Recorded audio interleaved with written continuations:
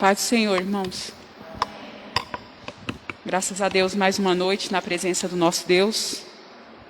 E é muito bom estar na casa do Senhor, sentindo a presença de Deus, né? Dessa oração fervorosa. E nós sabemos que Deus ouve, né, o clamor do seu povo. Nós não estamos sozinhos, nós não estamos perdidos. Podemos estar abatidos, cansados, mas jamais desamparados, porque o nosso Deus é fiel. Então vamos meditar, como o pastor já antecipou, hoje nós vamos falar, consolai-vos uns aos outros. Abra sua Bíblia em 1 Tessalonicenses, capítulo 4. Esse é um tema, um assunto que tem permeado meu coração. Miguel, desliga aí, por favor. É um assunto que tem permeado meu coração, é um tema muito propício para o nosso tempo e principalmente para mim e para a minha família, né? 1 Tessalonicenses 4, então já tem um bom tempo, né, que esses versos, essa palavra tem acalentado o meu coração. 1 Tessalonicenses 4, a partir do versículo 13. Amém? Eu vou ler aqui. Diz assim: não quero, porém, irmãos, que sejais ignorantes acerca dos que já dormem, para que não vos entristeçais como os demais, que não têm esperança. Cremos que Jesus morreu e ressurgiu, e assim também cremos que aos que dormem em Jesus, Deus os tornará a trazer com ele. Dizemos-vos isto pela palavra do Senhor, que nós, o que ficarmos vivos para a vinda do Senhor, não precederemos os que dormem. Pois o mesmo Senhor descerá do céu com grande brado, a voz do arcanjo, ao som da trombeta de Deus, e os que morreram em Cristo ressurgirão primeiro. Depois, nós, os que ficarmos vivos, seremos arrebatados juntamente com eles nas nuvens, para o encontro do Senhor nos ares. E assim estaremos para sempre com o Senhor. Portanto, consolai-vos uns aos outros com estas palavras. Oremos. Ó Senhor Deus, nós te louvamos, Pai. Porque em meio a tanta dor, a tantas perdas, nós temos esse consolo, que é a tua palavra, Senhor. E o próprio Consolador, que é Deus em pessoa habitando em nós, e Ele está conosco, e Ele faz tudo como quer e como lhe apraz, e nós temos a garantia que Tu és um Deus que não nos deixa jamais, não nos desampara. Tu és um Pai que não nos deixa órfão, e o Senhor diz na Tua palavra: não se turbe o vosso coração, o Senhor tem um lugar preparado para cada um de nós. Muito obrigado, Senhor, nos ajude neste momento, Pai, em que vamos meditar e refletir e aplicar pelo Teu Espírito essa palavra em nosso coração. Em nome de Jesus nós oramos. Amém. Irmãos, eu vou tentar dar uma corrida aqui. Então, Tessalônica, Paulo está escrevendo para a igreja de Tessalônica. Tessalônica era a capital da província romana da Macedônia, região que faz parte da Grécia hoje. A igreja de Tessalônica tinha sido fundada pelo apóstolo Paulo durante a sua segunda viagem missionária. Nós podemos ver essa referência em Atos capítulo 17. Os judeus daquela cidade fizeram forte oposição aos cristãos, e por isso Paulo e Silas foram forçados a fugir para a cidade de Bereia. Mais tarde, na cidade de Corinto, Paulo recebeu de Timóteo, seu companheiro de trabalho, notícias a respeito da situação dos cristãos em Tessalônica. E a notícia era muito boa dessa igreja. Timóteo vai a Tessalônica e traz notícia para Paulo sobre essa igreja. E a notícia é boa, que eles cresceram em amor, eles cresceram em fé, e cresceram em comunhão, eles eram muito amorosos uns com os outros. Paulo então escreve a primeira carta, que é essa carta que nós acabamos de ler, para os Tessalonicenses, para dizer como está contente com o progresso espiritual deles e para animá-los a continuarem firmes na fé em Cristo e a viverem de uma maneira que agrade a Deus. Ele recomenda que não se preocupem com questões sobre quando os mortos vão ressuscitar, Jesus vai voltar. Paulo pede que confie no amor de Deus, no qual nos escolheu para não sofrermos castigo da ira. Então, Paulo, ele vê que a igreja está crescendo em amor, em felicidade, mas ele percebe que o povo lá de Tessalônica está com uns pensamentos meio distorcidos, meio complicados. E um desses pensamentos era que eles pensavam assim, poxa, e os mortos? O que vai ser dos mortos? Eles morreram? Será que eles foram salvos? Eles até achavam que poderia ser por questão de não ter sido salvo, Deus já tinha levado. Será que eles vão ver Jesus voltar? Então, era uma coisa que trazia para eles uma desesperança, um desespero, uma desilusão muito grande. Então, Paulo, ele envia essa carta e faz questão de escrever sobre isso para que eles não fiquem com tanto medo, né, do porvir. E a doutrina, irmãs, da ressurreição é uma doutrina central do cristianismo. É tanto que Paulo, escrevendo aos Coríntios, no capítulo 15, do versículo 12 em diante, ele diz assim, ora, se está sendo pregado que Cristo ressuscitou dentre os mortos, como alguns de vocês estão dizendo que não existe ressurreição dos mortos? Se não há ressurreição dos mortos, então nem mesmo Cristo ressuscitou. E se Cristo não ressuscitou, é inútil a nossa pregação, como também é inútil a fé que vocês têm. Então, a ressurreição, a doutrina da ressurreição, ela é central, ela é fundamental para o cristianismo.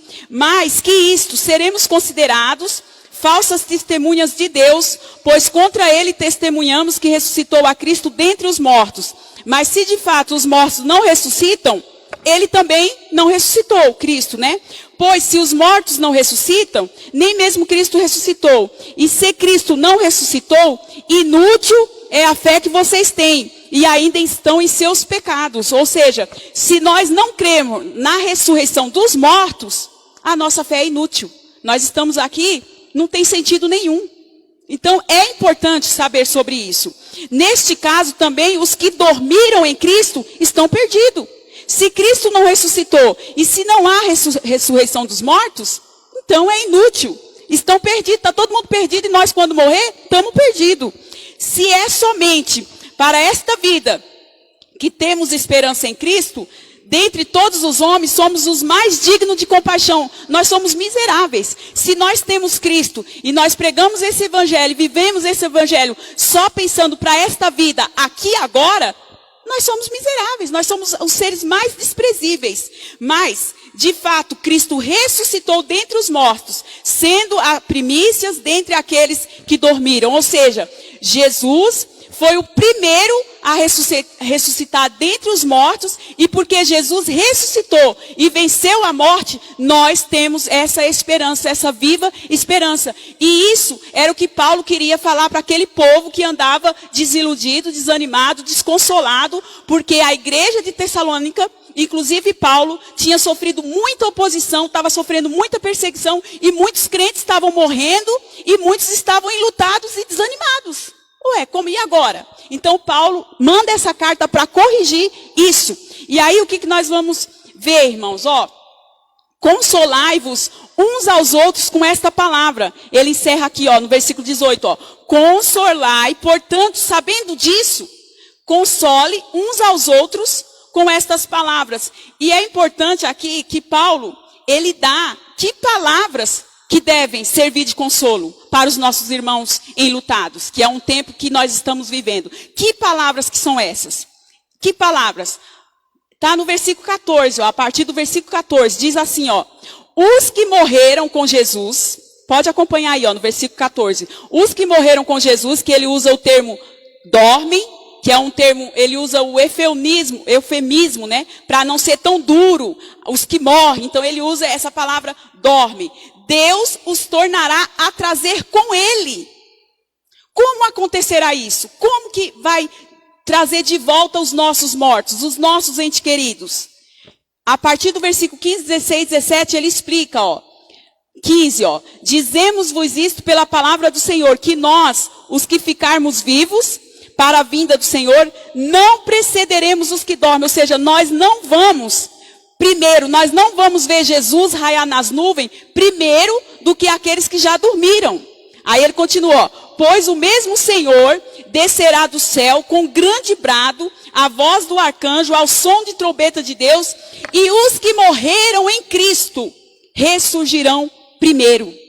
Então ele explica, e ele fala, vocês têm que consolar uns aos outros com estas palavras. E como assim, irmãos? Por quê? Porque os mortos ressuscitarão primeiro. Por quê?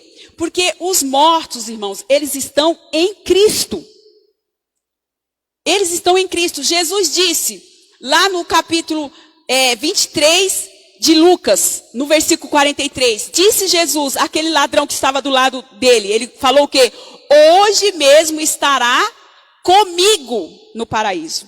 Então os nossos entes queridos, irmãos, eles estão com Cristo no paraíso. E Jesus não fala assim, ó, hoje mesmo você vai estar lá no paraíso. Jesus fala, você estará comigo no paraíso.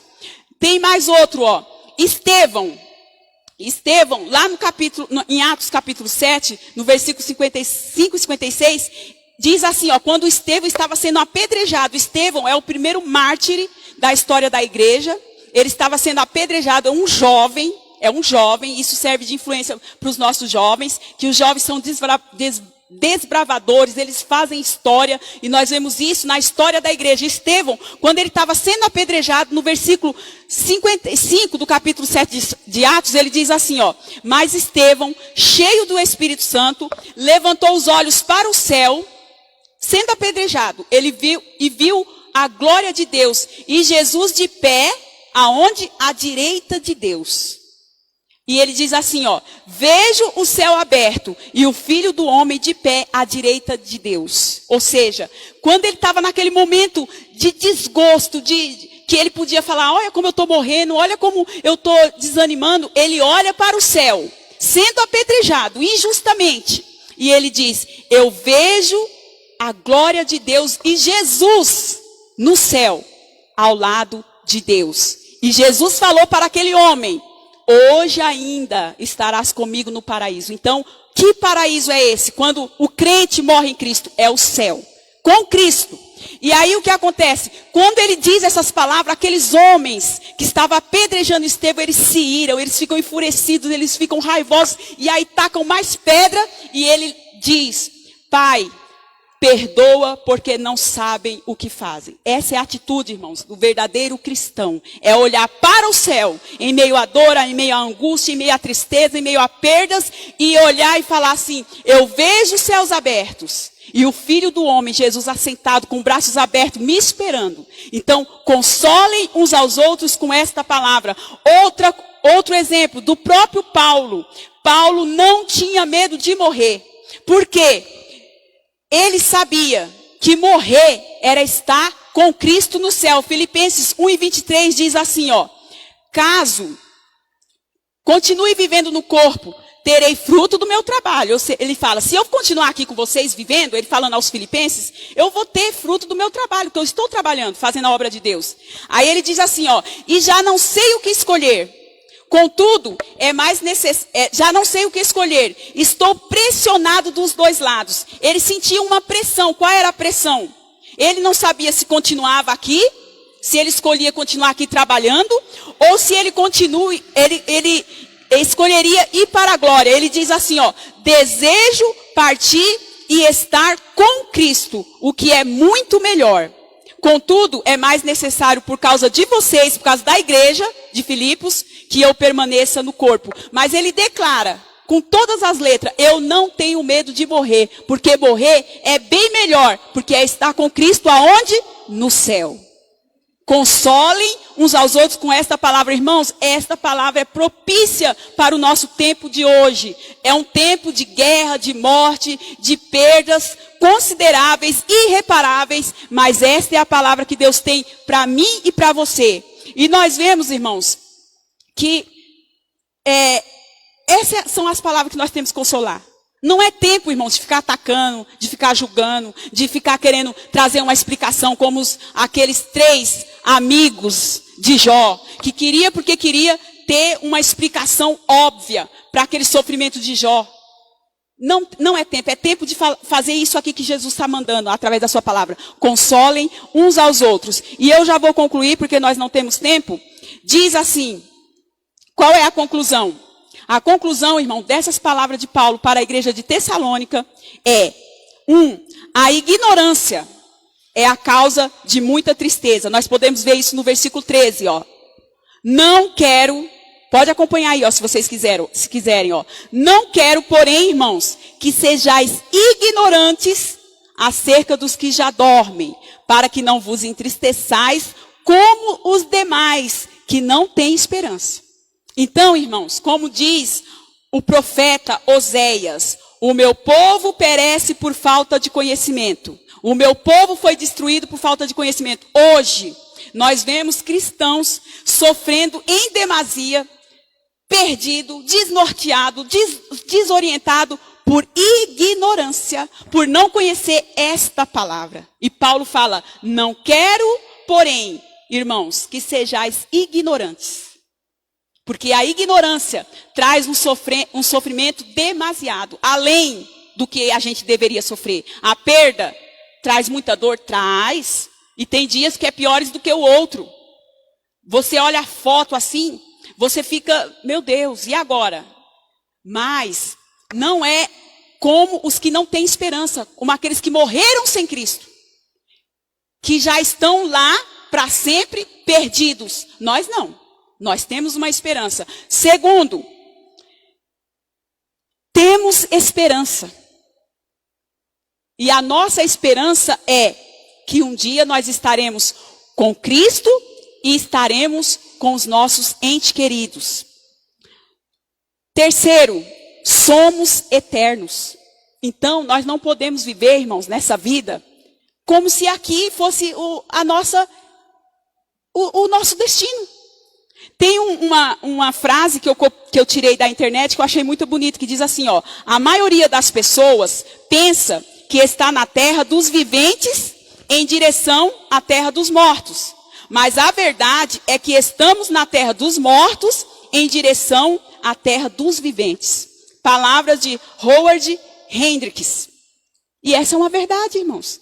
Com tudo que está acontecendo aqui, nós vemos irmãos totalmente focados aqui na terra. Totalmente materialista, individualista, não cuida um do outro. Esse negócio de mutualidade para ele é indiferente. Que eu cuido da minha vida, eu estou vivendo, o importante é que eu estou bem, não está nem aí. Mas nós somos eternos e temos que consolar uns aos outros. 4, consolar é um exercício da mutualidade, é uma ordem. Portanto, obedeça a essa ordem. Qual é a ordem? Consolem uns aos outros com esta palavra. Não é com humanismo, irmão. Não é com palavras da sua imaginação, não. É com esta palavra. Obedeça essa ordem de Jesus Cristo e console. 2 Coríntios, irmãos, 3 e 7, do 3 até o 7, diz assim, ó. Bendito seja o Deus e Pai de nosso Senhor Jesus Cristo, Pai das misericórdias e Deus de toda a consolação, que nos consola em todas as nossas tribulações, para que, com a consolação que recebemos de Deus, possamos consolar os que estão passando por tribulações. Então, irmão, isso é uma mutualidade, é um exercício que a igreja tem que praticar. Pois assim como os sofrimentos de Cristo transbordam sobre nós, também por meio de Cristo transborda a nossa consolação. Se somos atribulados, é para a consolação e salvação de vocês. Se somos consolados, é para a consolação de vocês, a qual lhe dá paciência para suportarem os mesmos sofrimentos que nós estamos padecendo. E a nossa esperança em relação a vocês está firme, porque sabemos que da mesma forma como vocês participam dos nossos sofrimentos, participam também da nossa consolação. Então, irmãos, a vida do cristão, aqui é Paulo escrevendo à igreja de Corinto.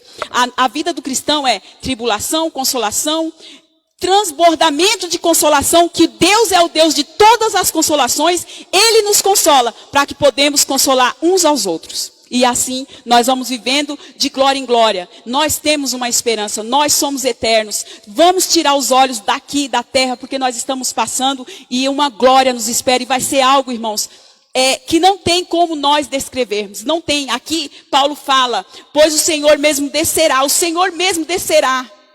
E nisso, os nossos entes queridos, os mortos, ressurgirão. Por quê? Porque que eles ressurgirão primeiro que nós que estamos aqui. Porque eles estão em Cristo. E se Cristo vai voltar, eles vêm junto. Eles estão lá, guardadinhos, junto com Cristo no céu. Debaixo do trono. Isso é lindo, irmãos. E eles têm consciência de que eles estão lá. Lá em Apocalipse, diz que os mártires diziam, Senhor, até quando que tu não farás justiça pelo nosso sangue derramado? Tem consciência. Os mortos que morreram em Cristo, eles estão conscientes que eles estão guardados. Eles estão jubilosos, triunfantes. Eles estão vivendo 1000 maravilhas. Eles nem se lembram das dores que eles viveram aqui. E Jesus fala que nós temos que consolar uns aos outros com estas palavras. Então, quando Jesus vir, irmãos, os nossos entes queridos, eles virão junto e nós vamos nos encontrar nos ares. Os mortos que morreram em Cristo vêm junto com Jesus e eles ressuscitarão primeiro e nós que estamos vivos seremos revestidos de incorruptibilidade do imortal e vamos nos ares nos encontrar e todo olho verá, toda essa terra, irmã, corrompida, perversa, mal, que está indo de mal a pior, e a gente olha para todos os lados e não há esperança, aqui não há esperança. Quando nós vemos tudo isso, um dia todo olho vai ver nós, lá nas nuvens, bradando com poder e grande glória, e nós temos que consolar uns aos outros com essas palavras. Irmãos, e nessa hora da perda e da dor, não tem tapinha, não chore, não tem, irmãos, é só a palavra. E é isso que eu tenho vivido, e muita gente fala, nossa, como você é forte, como você... Não, Deus é a minha fortaleza, e a palavra de Deus, ela é verdade. O que ele diz, o que está escrito aqui, que Jesus é verdade na sua vida, você tem que se apropriar. E nessa noite, saia daqui se apropriando disso. Eu preciso consolar os meus irmãos. Não é ficar apontando, não é ficar fugindo, não é ficar se escondendo, se sentindo até superior. Tem irmãos, que infelizmente acham que é até superior, é mais crente, é mais ungido, é mais espiritual, porque não está passando por momentos de luto, de perda. Mas não é assim, meus queridos. Não é assim. A palavra de hoje para mim e para você é: consolai-vos uns aos outros. Oremos com estas palavras. Oremos. Deus Pai, em nome de Jesus, nós te louvamos e te bendizemos, porque nós temos uma viva esperança. E nós estamos aprendendo do Senhor, Pai, a consolar uns aos outros e a sermos consolados. Tudo o que tu diz na tua palavra, tu és para nós. E nossos lábios te louvarão e te bendizerão para sempre, porque o teu amor, a tua presença e a tua graça é melhor do que a vida. Tu és a nossa luz, tu és a nossa fonte de água viva, o nosso manancial, para onde nós corremos. Só tu, Pai, pode saciar a nossa fome, só tu pode saciar a nossa sede. Tu és tudo o que nós precisamos, nós temos. E nós temos a ti, Senhor. Muito obrigado por tudo. Nós te louvamos e te bendizemos. Fica conosco, nos abençoe. E que teu Espírito Santo, Pai, possa falar melhor em cada coração. A tua palavra é fiel e verdadeira e digna de toda aceitação. Por isso nós te louvamos e te bendizemos para todos sempre. Amém. Deus abençoe os irmãos.